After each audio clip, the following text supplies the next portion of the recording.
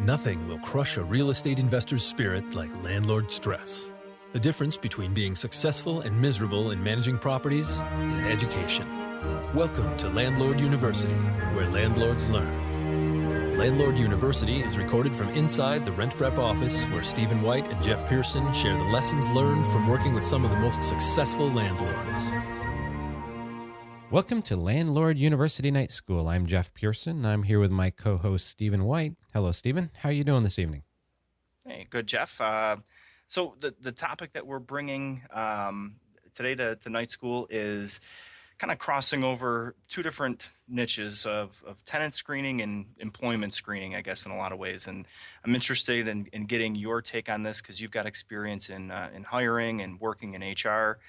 And so the premise of this topic is if you wouldn't hire this guy, why in the world would you even consider renting to him? And I love that because a lot of times the principles that we would apply in hiring somebody, it doesn't just come down to what's on their resume. It comes down to little things like that count towards their character. How were they timely to their interview? How did they dress? Did they respond to your phone calls or your emails? So a lot of things that, get into that person's character versus what's just on their resume, just in the same as in tenant screening, you need to make your good tenant selection based on more than just what's on the background check. You really need to consider that person's character as well. And we've talked about this. There's that percentage that comes from the background check, and there's the percentage that comes from the gut. And again, if you don't market your property well, if you don't present it well, you're not going to get enough applicants to be able to make these types of decisions. So first and foremost, you have to do all of those things first so that you get enough applicants so that you can compare a couple of different people. And it's the same thing as if you were hiring someone for a job. And as you mentioned, I've done HR in the past. I was an HR manager in a previous life, and that involves hiring people. And when you hire people, it's the same thing as renting. You're going to look at the resume, you're going to look at what they've done in the past, and certainly you're going to do your best to verify the information they put on the resume. But there's this other piece to the puzzle, which is that gut feeling. And what comes into play when you're dealing with that gut feeling? Well, the first thing is hard facts, like you said. Are they on time? Do they present themselves well? And yeah, if you're renting to somebody, they're not going to show up with a suit and tie. But did they at least comb their hair and make sure that the shirt and pants they have on don't have holes, unless that's a fashion statement, Right. And we all, I don't mind if somebody shows up in jeans that are tastefully designed with holes in them. That's fine. As opposed to the guy that's got greasy pants with worn out holes. You have to take all of that into account. But did they show up on time? If you call them back, do they respond to your phone calls or your emails? Right.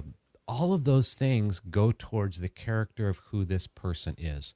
Even simple things, when you shake their hand, do they look you in the eye? Do they give you a firm handshake?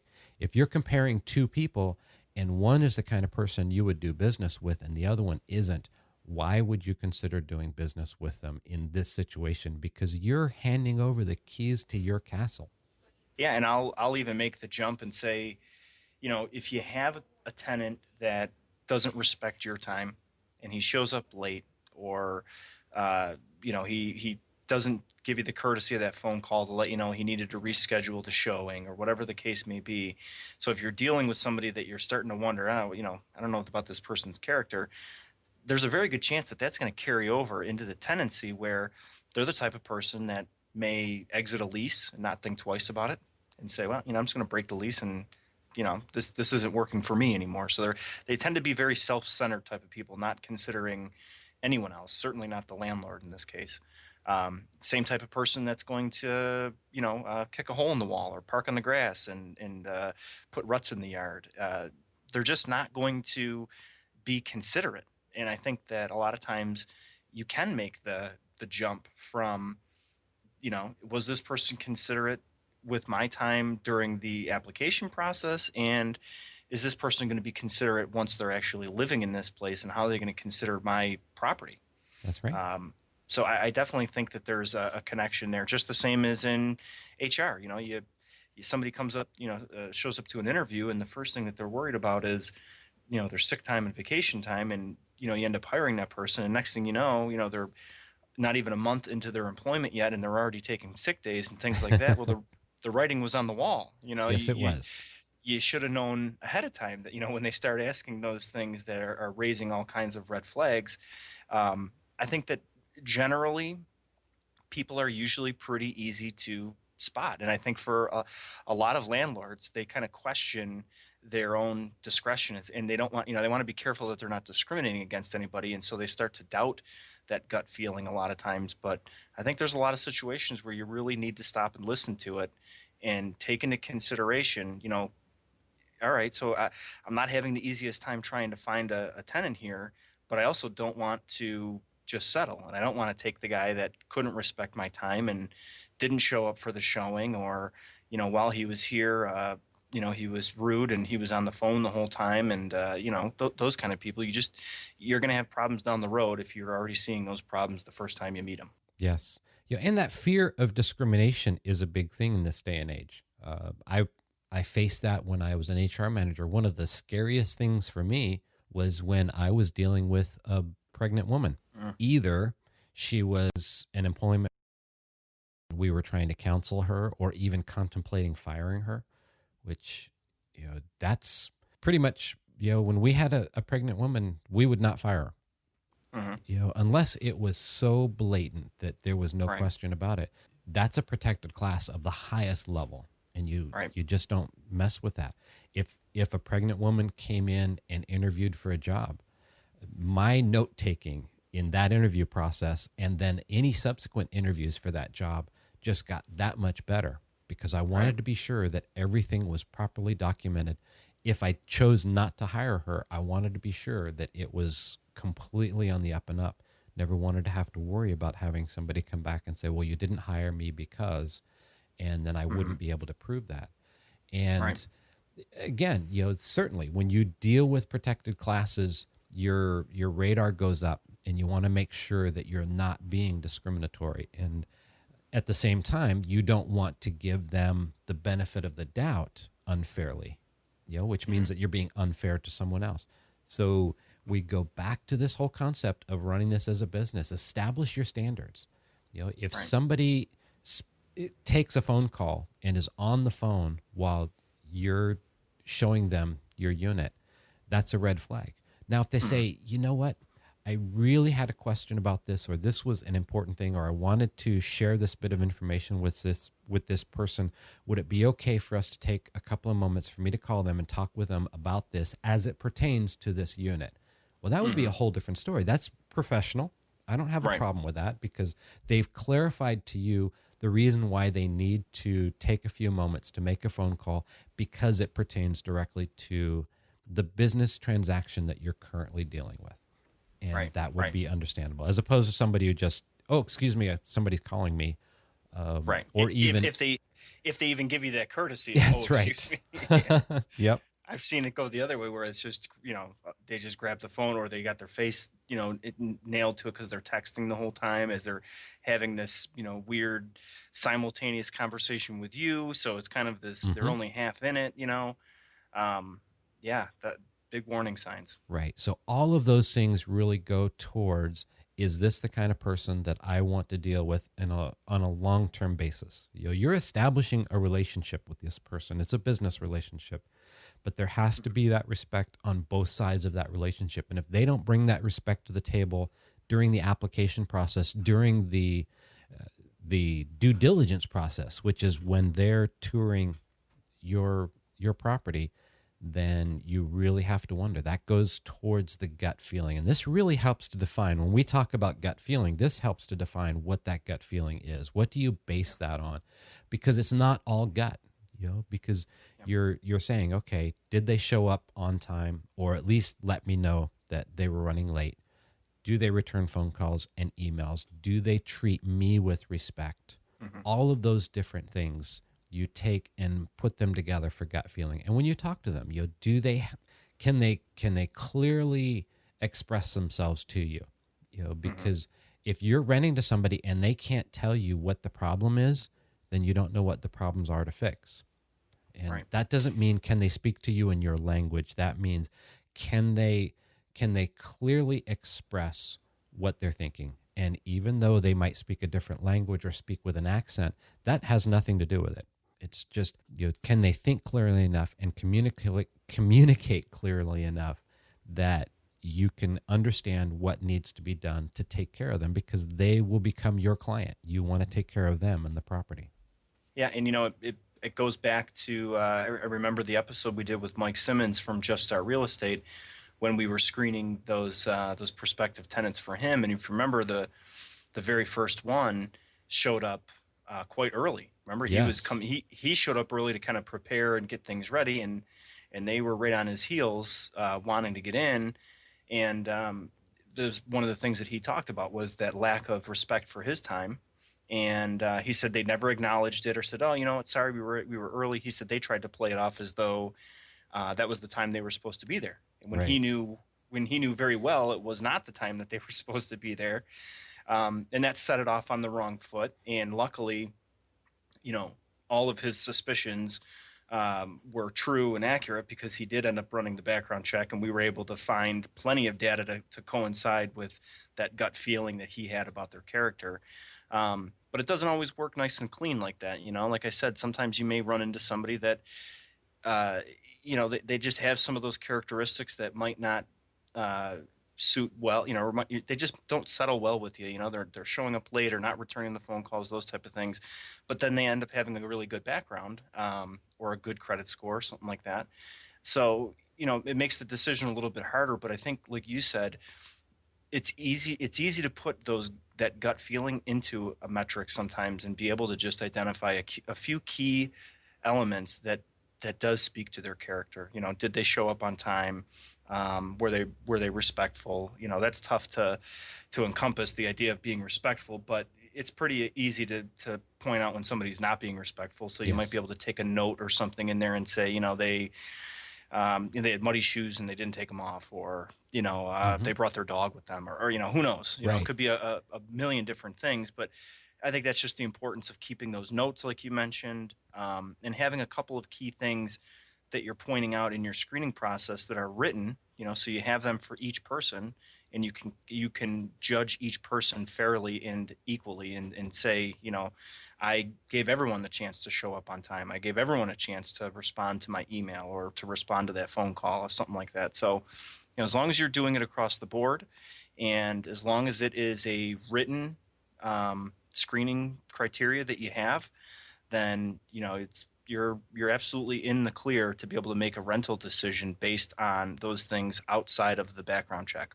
Yes. I think taking notes and keeping those notes. We talked in a recent episode about using online services like Google Docs. It's a perfect place to take notes on every experience you have with people who come to visit your property, every interaction you have with them. So you could essentially create a profile for each of them, so that every time you talk to applicant A, you make a little bit of a note. Certainly make notes on everybody that you meet with who tours your property, that you show the Right. property to, that goes through some of these things. Were they on time? Were they presentable? Now, Mhm. certainly, if somebody is coming from work and they're in construction work and they let you know, you kind of get that. It's not the same as a job interview, in the sense that if somebody's looking for a job, they're going to make sure that they wear clean clothes and the like.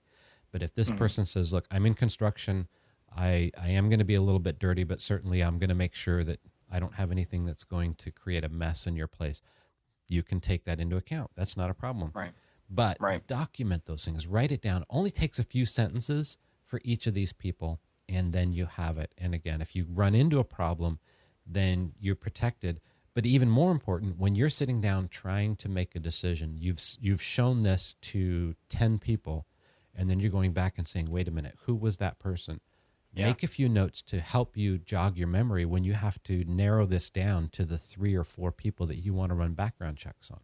Yeah, and especially with your experience in hiring, and I've had plenty of experience in the same, and also with screening.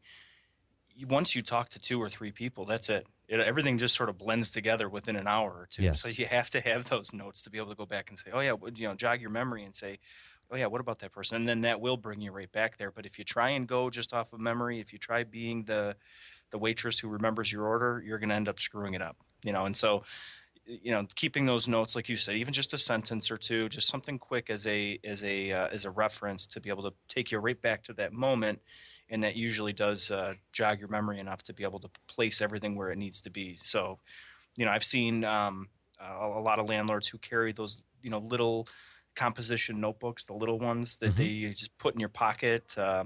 You know, so even that might be a good idea, just for something for a quick note, quick, something you want to jot down about the person or about the appointment or whatever. But super important to not rely on your memory, because the minute you run into two or more, you're gonna start blending them together and forgetting key things. Exactly. And you can also, in this day and age, on your smartphone, you can record a message to yourself, Yeah. and that takes you 30 seconds to just say what you were thinking. Or you can, on your smartphone, just write a note and save a Mhm. note. Number of ways you can do it. And it Yeah. doesn't have to be on a computer or anything like that. You just want to be sure you have that. And one of the other things I would suggest is you want to establish a scale, 1 to 10. Gut feeling, where does this person fall in terms of this character aspect? Now, Hmm. I would not give everybody a number. I wouldn't say this person's a 10. No way, I would never Hmm. rent to them. I would only give numbers to the people who are in the top, say, 4. If I would give them a 4, then I would give them a number. But if I Hmm. would give them an 8, they just wouldn't get a number, because everybody who doesn't have a number, they Hmm. don't need to, I'll essentially be discounting them. But Right. I've made the notes. I have notes as to what I saw, but they don't get a number because they don't qualify for being somebody Hmm. that I want to consider accepting an application from. But at the same time, if you were to go to court or you would have to show these notes to somebody, you don't want somebody coming back and saying, well, how come you gave this person a 10? Right. Right. I only ranked and rated the people that I am interested in considering. And Right. if they fall below a 4 or a 5, they're not on my radar, so I didn't give them a number. But once you have those numbers, then you go back and say, oh, yeah, I gave this person a 2. I really liked them. Or I gave this person a 1. And Yeah. again, that goes towards your process and helps you to quantify that gut feeling, if you will. It's not just, yeah, I like that person. Hmm. There's a lot more to it. Well, the problem you run into with that also, and I see landlords struggle with this all the time, is the less structure you have around that screening criteria, and the less of a strong understanding that you have of what how each person fits into that criteria. Now you end up making a decision that is more based just on gut, and you're way more likely to make mistakes making that decision because you're not remembering certain things or you're considering the wrong things. So it is important to outline and identify each of those elements, see how that person fits into them. And that way you're not in a position where you just screen somebody and they don't look terrible, they're not great, but now you're in this weird place of, what do I do? I don't really know if I should not rent to them, should I rent to them? Whereas if you had a much better structure and a much better screening criteria outlined, your answer may have been a lot easier to come to. Yes. And one of the things I've found is when you start to write those things down, even though they are kind of a gut feeling, you find more and more things that you look at on a very regular basis that are important to you that help you to quantify that decision.